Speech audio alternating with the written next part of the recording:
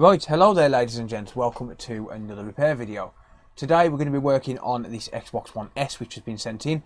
This particular console has been sent in because apparently it has no power. So when I asked the customer what actually happens with this, all she said was it just doesn't work. So I'm not exactly sure what's wrong with this one, but I'm going to plug it in, I'm going to see what's happening, and then I'm going to see if we can get it fixed. So like always, I'm going to take my power lead. I never use the customer's power lead because that kind of eliminates one variable if I know that the power lead I'm using is working fine. And this console has never been opened as well, I will point that out. As far as I can tell, it's never been opened. But that said, it does look like the warranty sticker is slightly damaged, so I'm not sure. Someone might have been able to pry it off without actually removing that sticker. So, but for now, I'm going to go on the premise that it's never been opened. Okay. And I'm pressing the power button there and nothing at all is happening. That's a good thing. As I've explained in previous videos, when we get a console that will turn on and then turn straight back off, known as a beep on beep off situation, then that's usually something to do with either the RAM or the GPU. But when we get something that doesn't turn on at all, it's usually either the power supply or a short on the 12-volt rail. If there's a short on the 12-volt rail, that means that we can usually detect it with the thermal camera. I use a Flare 1 thermal camera, this nifty little thing here, which has already paid for itself. This video is obviously not sponsored by Flare, but this is an absolutely fantastic bit of kit. If you do this thing for a living, then absolutely get a thermal camera of some sort. Not necessarily a Flare, but just get a thermal camera. It will pay for itself. But without further ado, let's actually get into the repair. So I'm going to start off by opening it up and disassembling it, and then we can have a look at the motherboard, see what's happening, and hopefully see if we can fix it.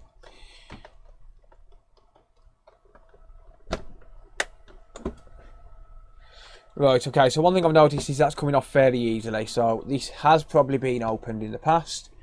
As you can see, that peeled away from there really easily, so I think someone's probably been in here already. I'm hoping that it's either going to be water damaged or just be a random MOSFET jobby, because random MOSFET jobbies are printing money. Sounds kind of mean, but it's true. Okay. Well, that came off easier than I thought. And what am I seeing here? Absolutely nothing. Okay. Right, so it doesn't look like there's any screws missing, which is usually a good thing.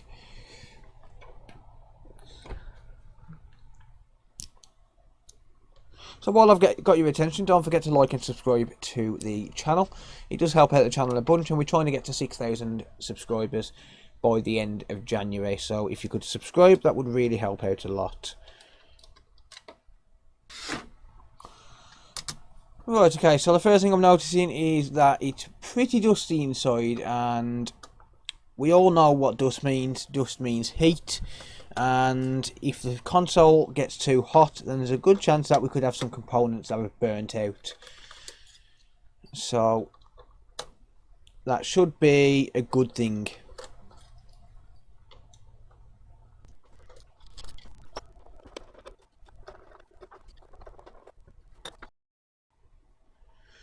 Okay, right, so one thing I'm noticing here is that this console is very, very dusty. I've said this in previous videos, that what I tend to find with these consoles, with the Xbox One S in particular, and the original Xbox also, is that when the consoles start to overheat, what we tend to find is that certain components will burn out, because, let's face it, every component has got a threshold for temperatures that it can run at safely. And just like the resistors and just like the MOSFETs and things like that, and also the encoder as well, the HDMI retimer IC, they've all got certain operating temperature thresholds, and when it becomes too hot for those ICs to handle, or for those components to handle, what will tend to happen is whichever one is the weakest link in the chain will burn out first. And usually that's either the retimer IC, which is one of the reasons that we get no display, and the second one is usually the MOSFETs, because they are pretty much the weakest link in the chain. So what I tend to find is those components will burn out and then the console will stop working. It's usually an easy fix when this happens. It's usually just a case of replacing a couple of components. So this may have been what's happened here, and when they've died, if it's for example a MOSFET, then when it dies, what we could find is that the MOSFET dies shorted to ground, and that causes a short on the 12 volt rail, and for that reason then it won't turn on. So let's just see what's actually going on with it. One thing I am going to be doing is looking for any visible signs of anything while I'm taking it apart. So signs of liquid damage, signs of burnt components, signs of any kind of damage anywhere. And one thing I'm noticing is my hands are a little bit sticky. I don't know if that's coming off my bench, off the blue mat, or if it's coming off the motherboard at all, but it doesn't look too clever on the fan. So I'm thinking this might be water damaged. I've obviously not got into it yet, but I'm thinking it may be water damaged, or at least something's been spilt in here at one point in the past. Whether it was enough to damage it, I don't know. But it is a little. My hands are a little bit sticky, and I don't know. It just don't feel right, if that makes any sense. Okay, so right. Well, someone's definitely been in here because we've got some broken plastic there. And that was definitely not caused by me. So someone's definitely had a mess. Yeah, I think something's been spilt. Okay, cool. Alright, well, let's just go ahead and carry on disassembling then, shall we? I think I can see something down here by phase 3.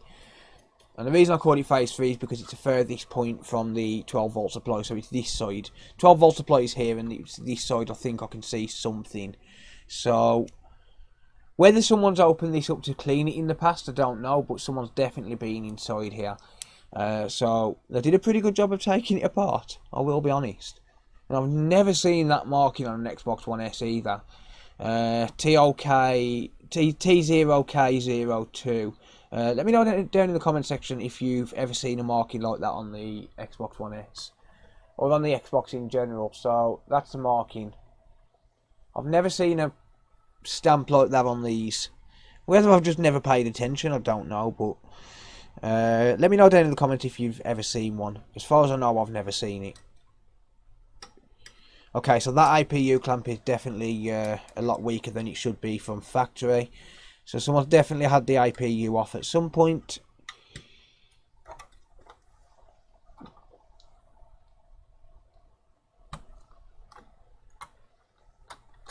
Or not the IPU off, rather. Someone's definitely had the heatsink off. Okay. Yeah. There's definitely a little something there, isn't there? Well, that's interesting. Right, so let me show you what I mean. This will give me my thumbnail as well.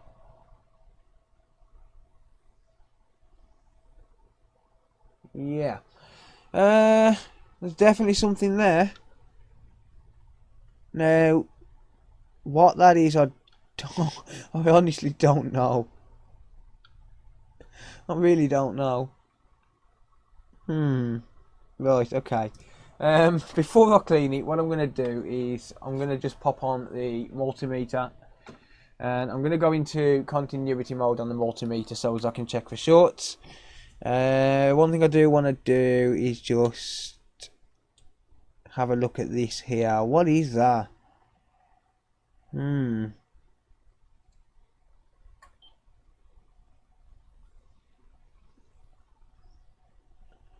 really not sure. I'll be honest, I'm really not sure what that is. I don't know if I want to touch it.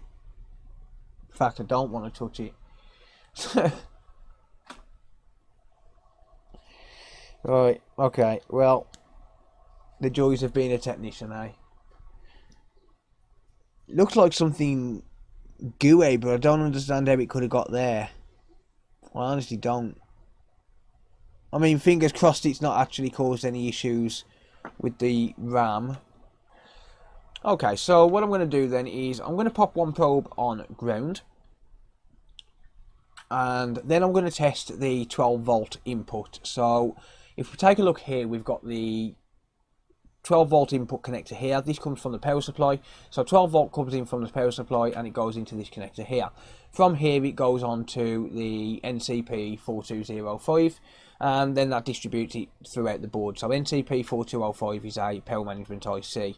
And like I said, this is the 12 volt input, and on the bottom row we've got 3 pins and all of these are connected together to ground. So if we probe these here, we'll get a short and we get 3 ohms and dropping, 2 ohms and dropping. It's a dead short because it's ground, so all 3 of those pins are all shorted. And then we've got the 12 volt input on these 3 pins here, and let's probe those.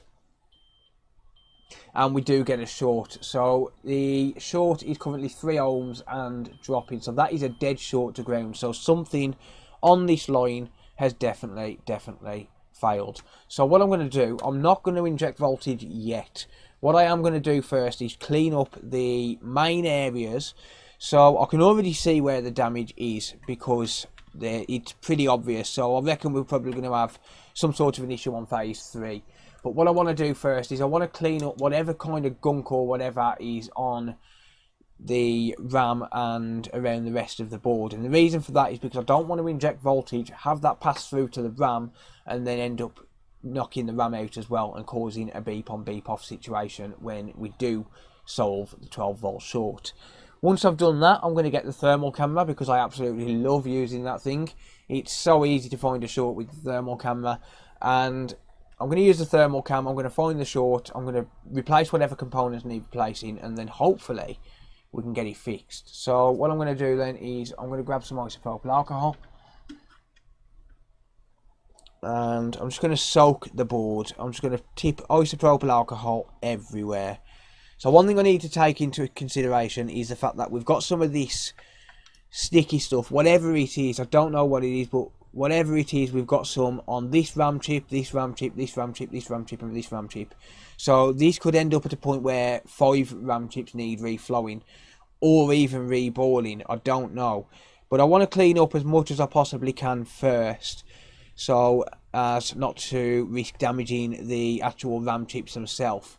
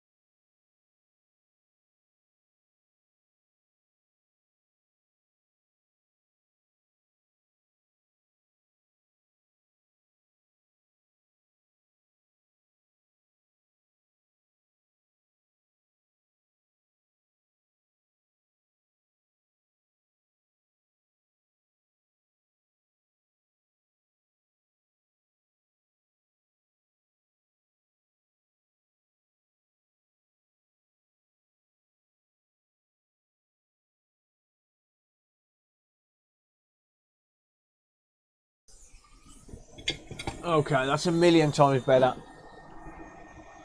That's a million times better now. Right, so let's just brush the rest of this away. Make sure that we don't get any leftovers. But that there is a million times better than what it was. Right, so I need to clean my bench off now before I carry on. Okay, so what I'm going to do then is just test the 12 volt rail again. Listen for a beep. And yes, we still have a short. Alright. Right, so what I'm going to do then, I'm going to inject some voltage. So I've got my voltage dropped down to 2.5 volts right now, and I'm going to inject voltage using the bench power supply. And I've now got a custom lead to use, so I can just pop this lead in and then just see what kind of current it draws. So let's do that. So the one thing I do want to do is just make 100% sure that I'm not shorted out on anything on the bench. I do have a lot of screws and things on the bench, so I just need to make 100% sure. So let's go like that.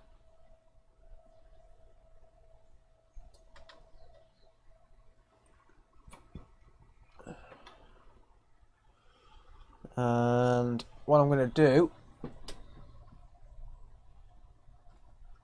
is I'm going to plug this in, and then I'm going to turn the main supply on, and we get 2.6 amps at 2.5 volts. That's a big short.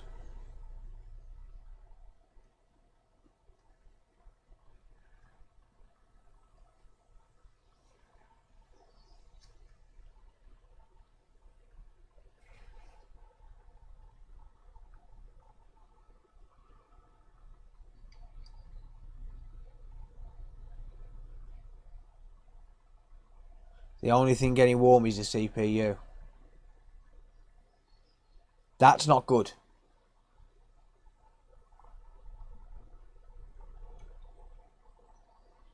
That's not good.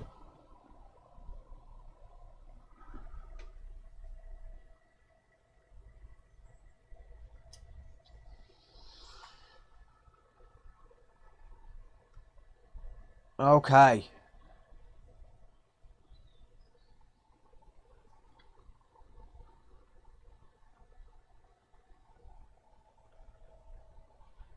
I can feel it.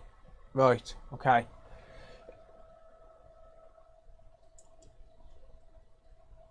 Right, let's just use the old isopropyl alcohol test. There we go. MOSFET number 2. Does that dry off? Yeah. MOSFET number 2. But I think this CPU is dead, I'll be honest. I think the CPU is dead. It's not good. It's not a good sign. The CPU got very hot. So, I think the CPU is dead. But I'm going to change MOSFET number 2. And then I'll see what happens.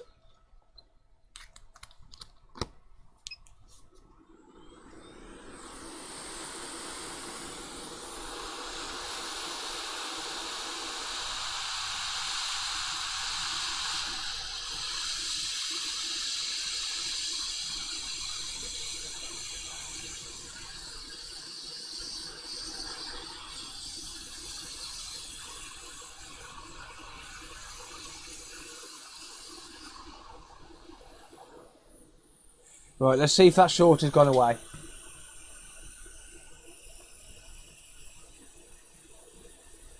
It has.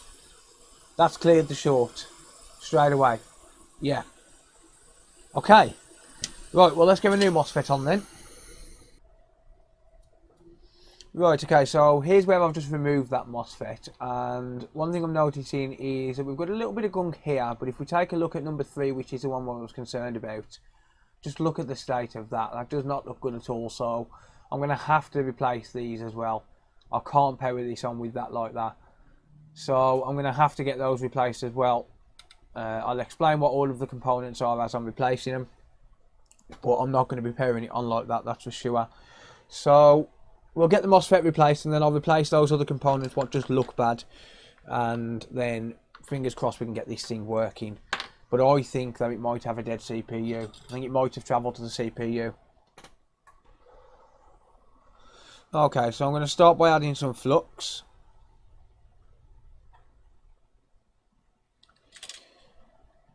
And then I'm going to replace the solder that's on here with some fresh leaded solder, just to lower the melting temperature. We don't want any of that lead-free stuff.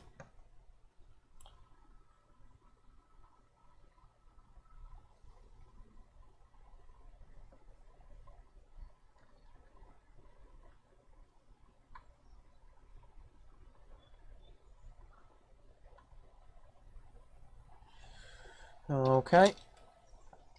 And then just wick away some of the excess here. So for those of you interested, I use Goot Wick. It's cheap and cheerful, and it's really good wick. So I picked this up for about £3 on eBay, and it's a 1.5 metre roll. Okay, so let's grab a brand new MOSFET then. There we go.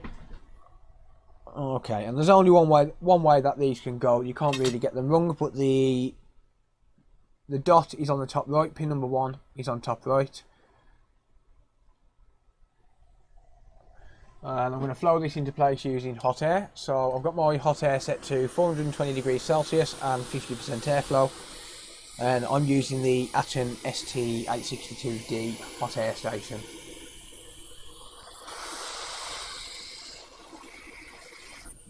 Whoops.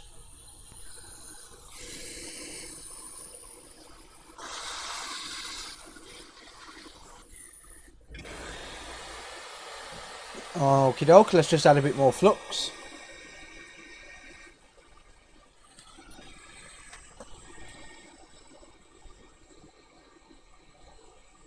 And there we go. So that's replaced.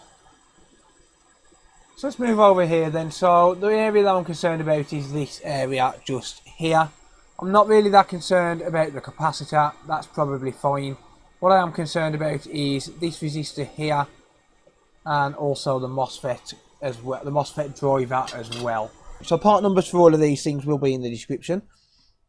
I buy most of my stuff from DigiKey, and they're not too expensive. The MOSFETs cost about 50p each when you buy them in packs of about 25, and the MOSFET driver ICs, I can't remember exactly how much, but I think it's about £1 per MOSFET driver. So what I'm going to do, I'm just going to clean up the area just so I can see the extent of the damage here, but there's definitely some sort of damage. So I'll just use some isopropyl alcohol and a toothbrush and just take a look at what I can figure out. And yeah, those components definitely need replacing. At least the driver IC and the resistor are probably going to need replacing.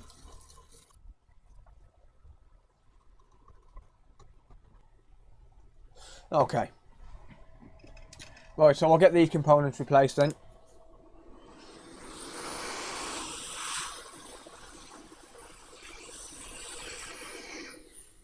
And that may be coffee. I'm not sure. Maybe coffee.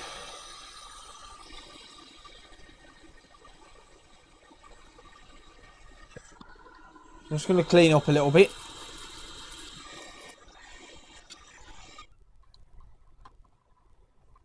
Okie doke. Let's just wick all of that solder away. You'll notice how a lot of the conformal coating come off there.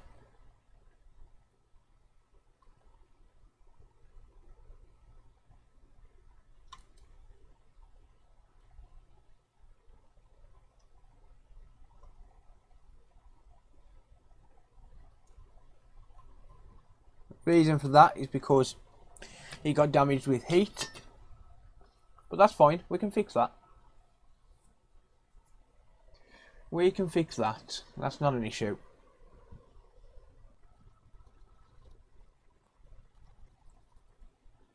Okay, right, so what I'm going to do then is I'm going to replace the conformal coating on there just to keep it nice and clean, and it's going to allow me to solder the components a lot easier and a lot cleaner than it would if I just left it as it is. It wouldn't hurt it leaving it as it is, but I'd rather just clean it up if I can. So I'm going to take some conformal coating and get it replaced. So the conformal coating is really cheap. It's a couple of pounds on eBay. I use the Mechanic UV soldering mask, and you can get it in various different colours. I'm going to be using the green one today. But the solder mask, realistically, one tub should last you a couple of years.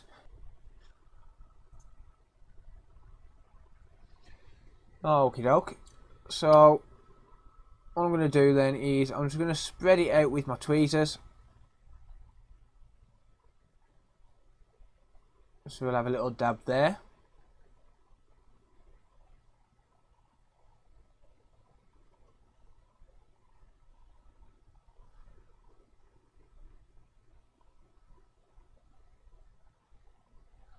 And then we're just going to paint that. And then I'm just going to soak all the rest up with a cotton swab.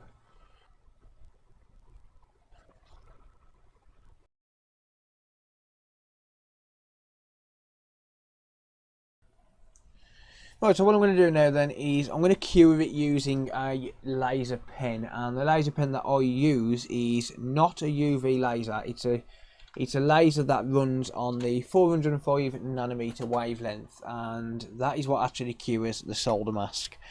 That was told to me by someone called Engineering Scale Models, who is a fellow content creator. He works mainly on switches. You should definitely go and check him out and subscribe to him. He's doing quite a lot of work with the switch, so yeah, go ahead and check him out. Okay, so I'm just going to go ahead and cure this using the laser pen.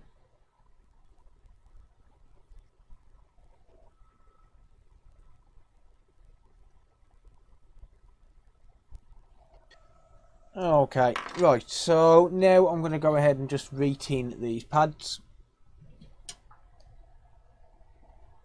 ready to accept some fresh solder.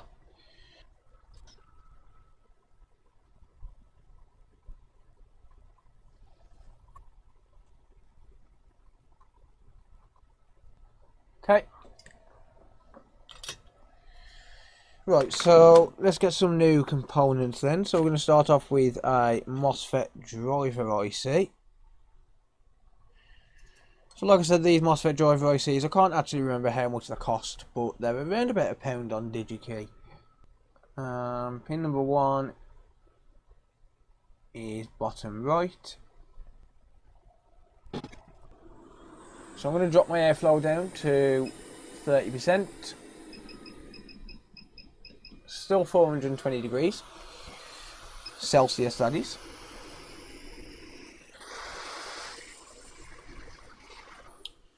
I've just lost that component.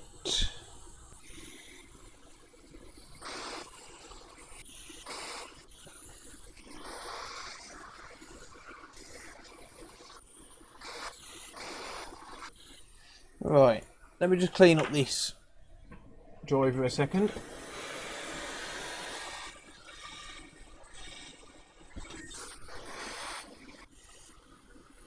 Okie doke. Right, so R9E5 is a 2 ohm resistor.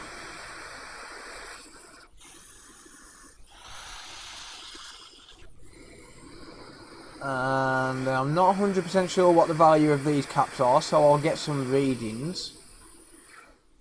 I'm taking these off donor boards, so I'm not 100% sure, so I've just popped it onto one of the pads and I'll get a reading of that one.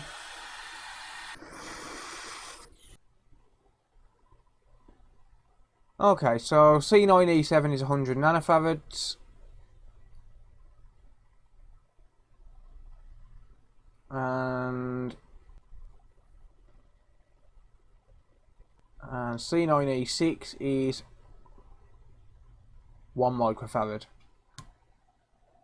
So 1 microfarad on this one here, and 100 nanofarads on this one, or 0.1 microfarad. So there's those components then, so I'll just flow those into place using hot air. So the reason I leave them on one pad is just to keep them in place while I'm testing for measurements. Okay, I'm just going to clean up here. And there we go. Okay, let's get it tested. Right, so let's just clean it up while the board's still a little bit warm. I'm just going to use some IPA and a toothbrush. And fingers crossed this is going to work. Right, so we've replaced two capacitors, one MOSFET driver IC and one MOSFET. Let's see if it works for about £5 worth of parts. Probably not even that. Probably more like 3. So we need a power supply, so in this case I'm going to use the customer's. Okay, and also I'm not going to put the heatsink on, but I am going to rest it on just to keep it from overheating immediately should it wish to turn on. And also let's get the customer's hard drive as well, shall we? And the front panel, and there we go. So ready for testing now. So what I'm going to do is I'm just going to prop something underneath it just to keep it on an angle, just to keep a little bit of pressure on that APU. The reason I do that is just so as it doesn't overheat, but it also means that I don't have to keep connecting and disconnecting the clamp. So I'm going to take a HDMI cable. Let's hope it works now. And a power cable. And we get a half fan spin, that's a good sign. It's a sign that the short is definitely gone. And let's pray.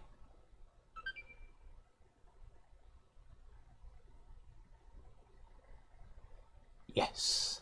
Staying on. That's what I'm talking about. That's what I'm talking about. Alright, let's load up my camera app and we get a display as well. That's fantastic. Let's go to desktop view. And there we go. That's awesome. Right, I'm going to shut it down. I'm going to clean the APU and then I'm going to test it fully.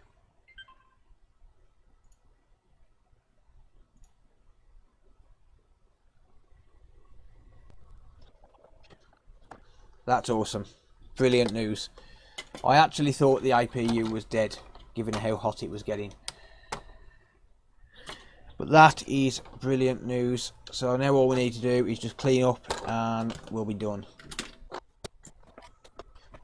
Okay, so let's start off by cleaning the thermal paste off. And the good news is all that isopropyl alcohol has made that a super easy job to do.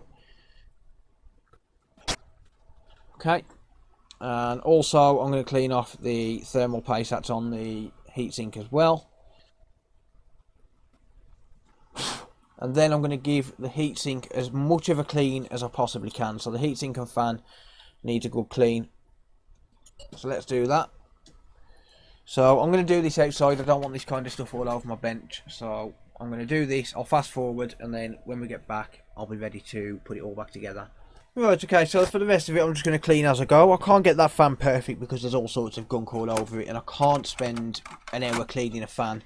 The fan's going to do its job either way, so I'll leave that as it is. It's certainly better than what it was, and it's not going to hurt the console in any way, shape or form. So I'll just leave that as it is now.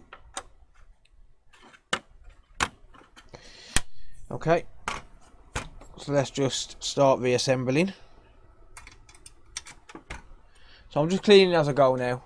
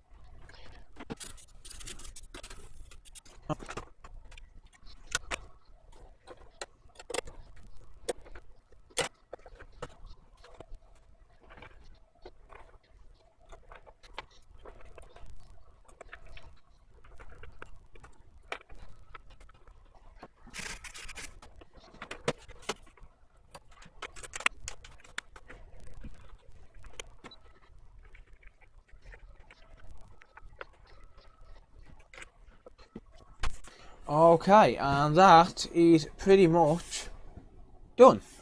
So I'm just going to turn it on. I haven't got access to a controller at the moment, unfortunately, because mine has recently packed up. So I will test this in the house where I've got some controllers. I can just bother one of the kids for a minute. So I will test it in the house on the main TV, but I just want to make sure it still turns on and that it accepts a disc. So let's pop that on, and it's staying on. So as you can see, the light is on. There you go. And switching over to the desktop view, you can see we've got the Xbox logo. Do we have a disc in here? We do. Great, that means I can test it with the customer's disc. We've got Rainbow Six Siege. Cool. So I'll wait for this to load up to the dashboard and then I'll just make sure it still reads a disc. Shouldn't have any problems with that. It doesn't look like any liquid went around that area or any kind of whatever it was that was spilt on this thing. So accept an ejector disc, so that's fine. And there we go. So I can't I can't get past this screen because unfortunately, like I said, I don't have a controller to hand. But it looks like it's working anyway. Obviously, if there's any more problems, I'll carry on with the video, but it should be absolutely fine. Right, okay, so that is going to be pretty much that for this video. So let's just summarise then. This console was sent in because it was not working, quote unquote, and upon inspection it turned out that it had completely no power and a short on the 12-volt rail. I know I said I was going to use the thermal camera, but I decided to just do it with the good old trusty isopropyl alcohol test. Never fails, that thing doesn't.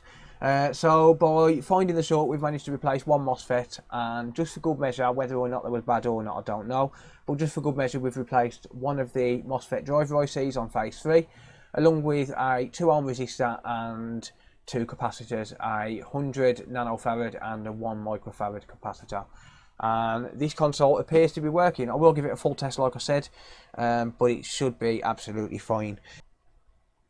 But that's going to be it for this video. Thank you very much for watching. If you have any comments or questions, leave them down in the comment section down below. If you want to see more repair videos, don't forget to hit that subscribe button and turn on the bell notifications so that you're notified every time that I upload. I also now have channel members, where channel members get early access to all of my videos, along with some occasional members only live streams. And that's going to be pretty much it. So thank you ever so much for watching, and until next time, see you later. Bye for now.